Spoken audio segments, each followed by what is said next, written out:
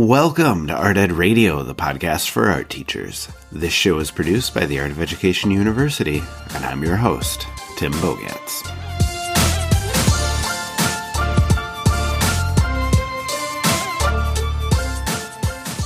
Over the past few years, we, as educators, have come to realize the importance of social and emotional learning. There's been an incredible focus on it, and I feel like that's something we've always known, especially as art teachers. We know that social and emotional learning is vital for our kids, both inside and outside of school. You know, we teach a fairly expressive subject, and a lot of what we do lends itself to dealing with emotions, dealing with kids expressing themselves, learning how to read the expressions of others. And all of those things are incredibly important. And like I said, we are well positioned as art teachers to lead the way with social and emotional learning in our classrooms. And it's a topic that I feel like we've covered a lot. Like, it's something we've discussed on the podcast.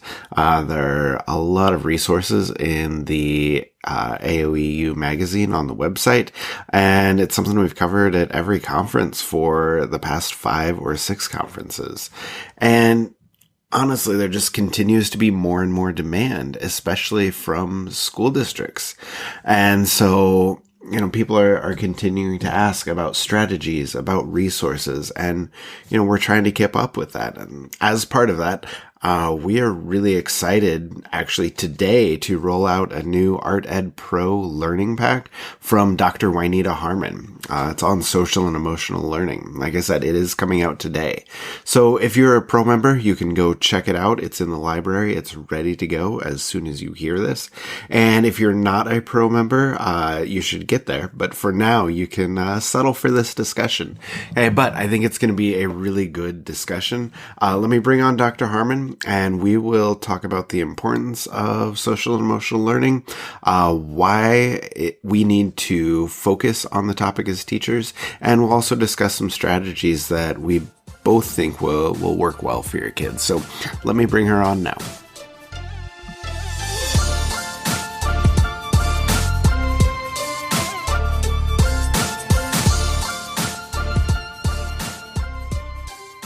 All right, and Wynita Harmon is joining me now. Wynita, how are you today? I'm doing good. How are you doing? I'm doing really well. I am happy that you are finally on the podcast. I feel like we've known each other forever, and you've never come on the podcast, so it's good to have you here. So, let me just start with, you have your pro learning pack that's coming out that, is all about social and emotional learning. So I was hoping that, first of all, can you give us an overview, of just what social and emotional learning is? And secondly, why, you're passionate about it? Why do you think it's important for us to focus on that in our classrooms? Sure. Yes. Social and emotional learning, it's also known as SEL, and I'll probably say that here and there, but it's a way in which students and teachers understand and regulate their emotions in a variety of ways. And so with that, this consists of giving your students skills necessary to understand their emotions. It helps them with setting positive goals, as well as learn more about empathy and feeling that and showing that for others. And it helps them with establishing and maintaining positive relationships. It can even help with responsible decision making, which is really important in the classroom. So I've noticed that many schools today are implementing social emotional strategies or programs, and I just think they're really great because they're there to kind of help. They're there exactly to help regulate students' emotions and give them skills to handle everyday life. Students are sometimes dealing with taking on adult responsibilities, or maybe they're worried about their next meal sometimes. And so that's just a lot of pressure on students. So helping them learn how to get in the right mindset for school and just deal with things that come into their life. So overall, I think that is why SEL is really important in schools, because sometimes parents don't know how to help their students in that way. So giving them absolutely is really helpful. Yeah. And I want to ask you too, just kind of, you mentioned things about implementing that. A lot of districts are doing that, but what suggestions would you have for teachers who maybe don't have that district support, but they're still interested? Like, what would be strategies that you see that are effective, that you see a lot? And maybe like, do you have a couple ideas of things that would be easy for teachers to implement if they're not doing so already? Yeah. SEL pretty natural in the classroom sometimes. So there are some things teachers are doing that they may not even realize. For instance, greeting your students at the door. That is a great Mm-hmm. way to foster those positive relationships and give them that sense of belonging. Playing music in the classroom, that can help them, our students, with a sense of comfort, and it gives them a relaxing place just to be themselves. And when teachers are helping their students with working out certain issues, just learning those decision making skills and how to deal with other students. So sometimes it's really happening naturally. And I do have a few things that are easy to implement. For instance, breathing techniques. They can be done at any grade level, but just giving students those skills to help calm themselves down if they're frustrated or they're mad. I think breathing techniques are easy. You can find them online, but also within the Pro Pack, I have a resource that has breathing techniques that can be posted in the classroom. So that's really helpful. I also think that classroom circles, those are really simple to implement in the classroom, and they can be done like once a month. I know art teachers, we have a certain amount of time, but Mm-hmm. relationships are really important. And so with the classroom circle, you get your students together and you could ask them a question. It could be, how are you feeling today? Or what did you have for dinner? Maybe what do you want to be when you grow up? It's just a safe space to talk. And with that, I'd go more in depth with it in the Pro Pack, but it's pretty simple. And you would have a talking stick to help promote who's talking, and that helps students learn how to respect each other's time and be patient. And if a student wants to pass and not share, that's okay, because as time goes on, they'll probably be more willing to answer questions as they build trust. Yeah, that One makes sense. Yeah, and one final technique I like that could be pretty simple to implement is a calm down space in a classroom. Some people call it a mindfulness corner or a peace corner. You can give it whatever name you'd like, but it's just a space in the room where your students, if they're having a bad day, like a lot of times I would notice a student who's coming into the classroom and they're frustrated, maybe they're crying. I'm like, okay, you can go over here, relax, come back when you're ready. Some teachers set timers. But in this space, you could have soft seating. It just be simple as a desk and a chair. It could have maybe a poster about breathing techniques, a sketchbook that students could just sketch in and just wind down, or it could have like a glitter jar or some other manipulatives. But it could be as simple as a desk, a sketchbook, and maybe a poster that talks about managing your emotions. But calm down corners are really popular, and I Okay. found a lot of benefit with it. All right. I think those are all really, really good ideas. I kind of want to circle back to something you first said there, Okay. just about, like greeting kids at the door. I know you're a big believer in creating that positive, that welcoming environment for your kids, which, I think works at the high school level too. Yeah. But just a couple questions related to that. Number one, that positive environment, how does that help with social and emotional learning? And then secondly, like, what are some other things that you can do to consciously try and create that environment? Okay. Yes. Creating a welcoming and positive environment is really important because it allows your students to feel comfortable, loved, and respected. And so this helps with SEL because you're able to connect and meet their emotional needs. If a student has a problem, they're more apt to come talk to you instead of blowing up because you have that relationship and rapport built in. Mm-hmm. Um, Also, I think it helps deter problems because students are learning how to foster positive relationships with each other too. Now, to create that positive environment, besides welcoming your students, I think there's a few other things that you can do, like, let's see, learning their names, knowing who they are, and just being able to say their name. And of course, we have lots of students, so that can take time. But if you can Mm-hmm. take that intentional effort to do that, that really makes a difference. I like to, as students work on their work, I talk to them when they're doing their artwork and just, what did you have for dinner? Or what are you doing this weekend? And then I'll share some things about me. So just building that mutual respect and showing that I care. I like to also make my classroom expectations with my students. And so this definitely presents ownership of the classroom. It helps them be responsible and make those positive decisions. When they have ownership, they're more apt to follow those directions and just take care of the class better. I think, let's see, I also like to encourage collaborative projects, and positive reinforcement is really important. So when you see your students doing a good job, definitely share that with them. You don't always want to just be on them for the little things. Mm-hmm. That positive reinforcement is really important. And one big one when it comes to behavior, I think not calling a student out, that could cause a lot of issues. So if I have a problem with a student, I like to pull them in the hall or just closer to my desk and have a quiet conversation about it. And that really helps. Yeah, I think that's good. I think it shows, respect for the kid. And, I think that goes a long way too. Like you said, if you're not calling kids out, that can really, really help. Now, just kind of related to, I don't know if you want to say related to the rules following, but I know another big thing for you is the structure and the routines of your classroom, the consistency, and how that can help with social and emotional learning. So can you talk a little bit about your classroom management, I guess, and how classroom management can play a part in helping social and emotional learning? Oh, yeah, sure. I think that children definitely crave routines and order, and I've read a lot on that. And so giving students that order and structure is really important to them mentally as well, because they could be stressed from their own life. Maybe they are up all night or they just never know what's going on. So when they come to school, just having that space that has order is really helpful for their social emotional health overall.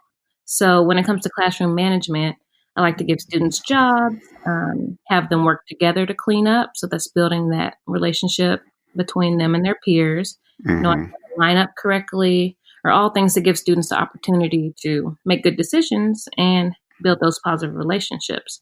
So with that structure, students are able to just kind of stay in line. If you don't have that structure, there's more opportunities for issues to happen. And so just keeping things in line really helps keep things together. Yeah, that's really a good point. That's really well said. So I also wanted to ask a little bit too about, projects themselves, so like what would be an example or a couple examples of, activities of art projects that can help kids express themselves, help them develop their social and emotional learning? Okay. In art, it's all about expressing yourself and getting to know yourself better. So I have a couple projects I would like to talk about that can help get that point across to your students. One project that I really like involves choice, and I really am a big believer in choice in classroom. It naturally builds their social emotional strategies a lot of times because there's ownership, they're making decisions, and natural collaboration happens a lot. So for this, there's one project I like to do, and it's about mood and emotion. And so from there, I would have students be able to choose between drawing, painting, and collage. They can have those choices over their materials. And I'd like to introduce an artist named Melissa McCracken, and she has synesthesia. And so with that, when she hears music, she sees certain colors. And there's a great YouTube video about that. And from there, she makes abstract paintings on how she feels. And so we talk about that as a class. And then I would probably also introduce some blending techniques. We talk about how certain colors affect certain moods.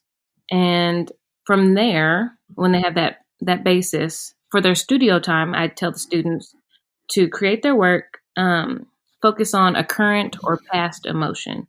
And then I let them know that they can use any of the materials in those three centers. And if you don't have centers, you could definitely just bring out some different supplies that they can use and let them make choices that way. And one great way to just assess what they learned is with an exit ticket, and then have your students share what inspired their piece for the day. And then you can just kind of see if they made that connection between emotion and art. So that's one project I like to do over mood and emotions. Yeah, I like that. Thank you. And then I have one more that focuses on identity, just knowing yourself and knowing who you are. And it's also a collaborative project. So with this one, I would first talk to students about expressing themselves and how art's a great place to do that. We talk about portraits that are traditional and non-traditional. A lot of times portraits can be kind of scary for kids. And so I like to talk about non-traditional ones too, and how it doesn't just have to be a face staring, right there on your paper. It could be a worm's eye view looking up towards you. It could be feet. It could be objects that represent you or some symbolic. So we talk about portraits and the different ways you can do that. Then the following activity, every student would write their name on a piece of white paper, and you'd have all the students go write some kind of positive word to represent the student that wrote their name on the paper. When you're done with that, give your students some time, let them look at it, they can reflect on it, and that's also a confidence builder. It's just nice to see positive words about yourself from your peers. And with that would be part of the project. So students can use some of those positive words to put into their portrait. So with that, you give the prompt to say, okay, you're going to make a portrait, and I'd like you to add some text to describe yourself. So that little activity is a confidence booster, but it also gives them some words to use within their project. And from there, students create their own self-portrait.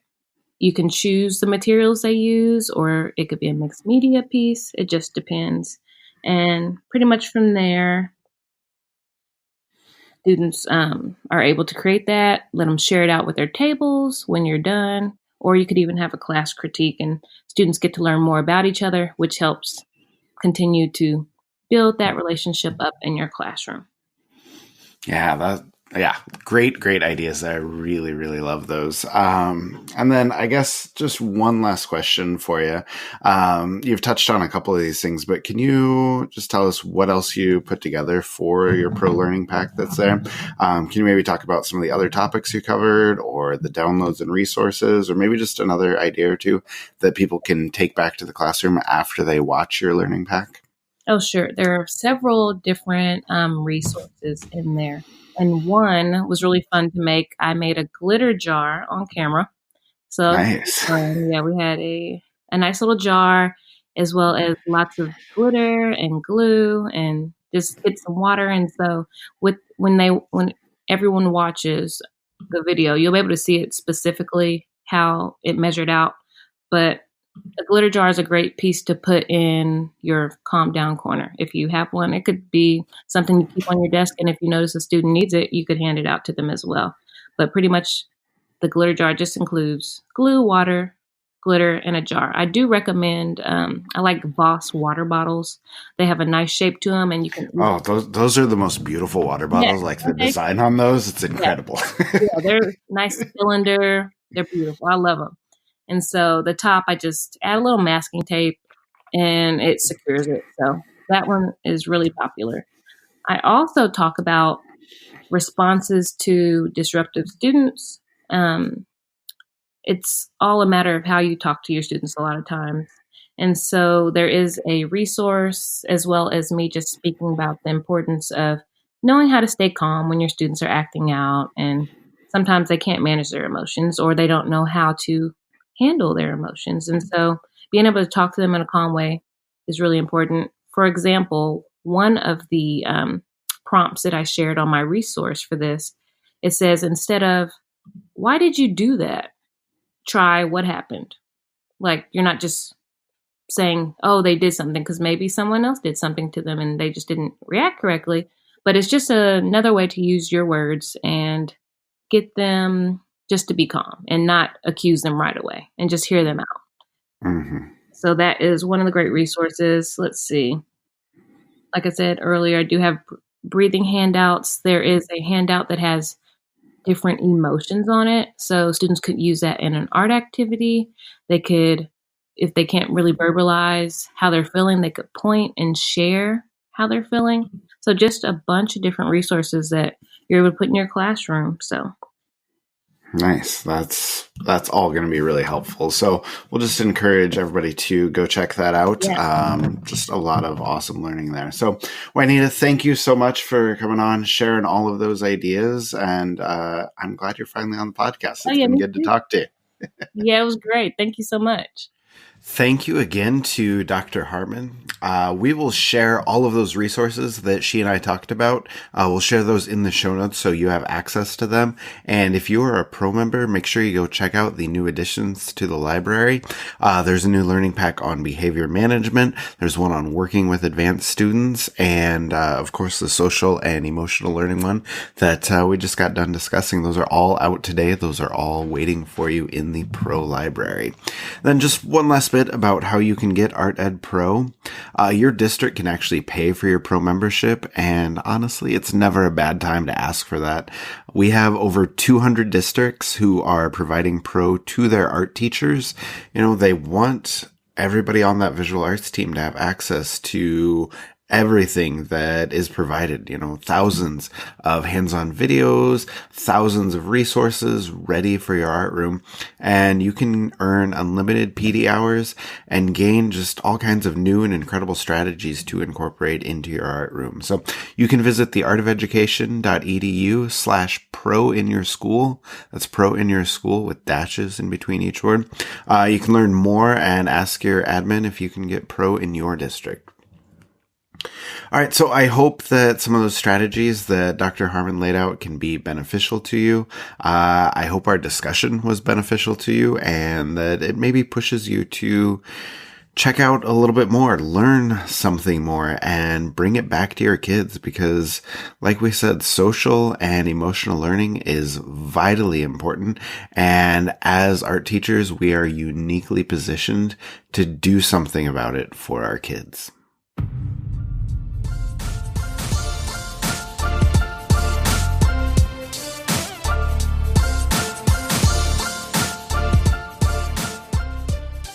Art Ed Radio is produced by the Art of Education University with audio engineering from Michael Crocker. Thank you so much for listening, and we will talk to you again next Tuesday.